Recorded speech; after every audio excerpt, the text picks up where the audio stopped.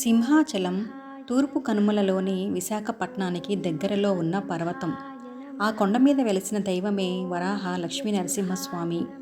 ఈ ఆలయం దక్షిణ భారతదేశంలోని ముఖ్యమైన వైష్ణవ పుణ్యక్షేత్రాలలో ఒకటి. తిరుపతి తర్వాత అత్యధిక ఆదాయం కలిగిన దేవాలయం. సంవత్సరానికి 12 గంటలు మాత్రమే ఈ దేవుని నిజరూప దర్శనం వైశాఖ శుద్ధ తదియ నాడు భక్తులకు లభిస్తుంది.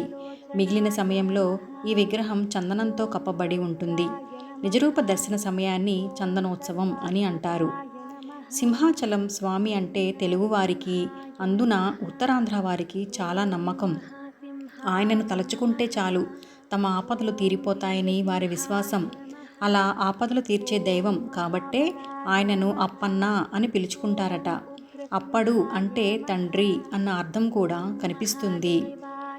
ఈ ఆలయంలో విరాట్టును సాక్షాత్తు ప్రహ్లాదుడే ప్రతిష్ఠించాడని చెబుతారు. రాక్షస సోదరులైన హిరణ్యాక్షుడు, హిరణ్యకశిపులను చంపిన వరాహ, నరసింహ అవతారాల కలయికగా ఇక్కడి విగ్రహం కనిపిస్తుంది. వరాహ ముఖంతో, మనిషి శరీరంతో, సింహం తోకతో స్వామి ఉంటారు. ఒకప్పుడు ప్రహ్లాదుని పాలనలో పూజలందుకున్న ఈ ఆలయం క్రమేపీ శిథిలావస్థకు చేరుకుందని, స్వామి మీద పుట్టలు వెలిశాయని స్థల పురాణం చెబుతుంది.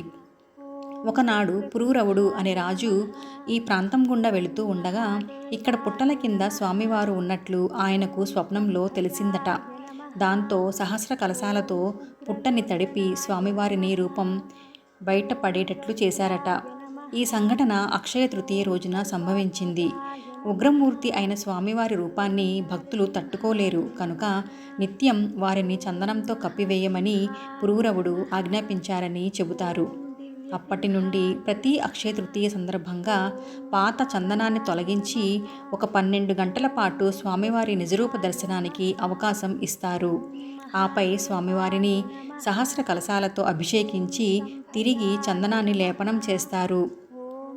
సంపెంగ పూలతోనూ, పనస చెట్లతోనూ నిండిన సింహాచలం కొండ మీదకు అడుగుపెట్టగానే దివ్యమైన అనుభూతి కలుగుతుందని భక్తుల భావన. తిరుమల కొండల మీద ఉన్నట్లు సింహాచలం మీద కూడా అనేక జలధారలు కనిపిస్తాయి. ఆ ధారలలో స్నానం చేసి భక్తులు ఆలయానికి చేరుకుంటారు. పశ్చిమ ముఖంగా ఉన్న గాలిగోపురం ద్వారా గుడిలోకి ప్రవేశించడం మరో చిత్రం. సాధారణంగా మనం చూసే గుళ్ళన్నీ తూర్పు ముఖంగా కనిపిస్తాయి, కానీ సింహాచలం దీనికి మినహాయింపు. ఇలా పశ్చిమాభిముఖంగా ఉండే ఆలయాన్ని దర్శిస్తే విజయం ప్రాప్తిస్తుందని భక్తుల నమ్మకం. ఇక్కడ గర్భగుడికి ఎదురుగా కనిపించే స్తంభాన్ని కప్పస్తంభం అంటారు. ఆ కప్పస్తంభం కింద సంతాన గోపాలస్వామి యంత్రం ఉందని అంటారు. అందుకే ఈ స్తంభాన్ని కౌగిలించుకున్న వారికి తప్పకుండా సంతానం కలుగుతుందట. స్వామివారి అనుగ్రహ మహిమో లేక వారి మీద ఉండే చందనం మహిమో కానీ గర్భగుడిలోకి ప్రవేశించగానే మండు వేసవిలో సైతం ఒళ్ళు చల్లబడిపోతుందని చెబుతారు. తమిళనాట తిరువన్నామలైలో కొండ చుట్టూ ప్రదక్షిణ చేసినట్లుగా సింహాచలానికి కూడా గిరి ప్రదక్షిణ చేసే అవకాశం ఉంది.